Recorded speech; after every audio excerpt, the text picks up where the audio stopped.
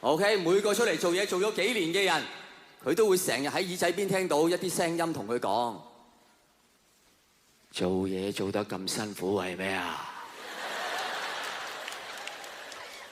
做嘢做得咁辛苦為咩啊？一定要慰勞下自己，慰勞下自己。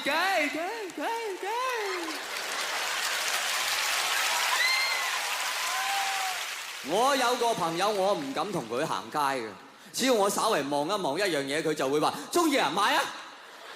做嘢做得咁辛苦為咩啊？買啊！中意都唔買，你係咪人嚟㗎？買啊！慰勞下自己啊！買啊！獎勵下自己啊！要買啊！慰勞下自己，獎勵下自己，呢啲係咩字眼啊？各位，慰勞、獎勵呢啲係應該用喺人哋身上嘅字眼嚟㗎。你慰勞你嘅下屬，獎勵你嘅士兵，而家變成慰勞自己，咁係咩意思？即係當你慰勞自己嘅時候，你唔好當自己係自己。OK， 等於擠暗瘡一樣嘅啫。啊，你擠暗瘡嘅時候，你唔會太重手噶嘛，因為痛啊嘛。你必須要同自己講：我唔係我而家就擠爆你。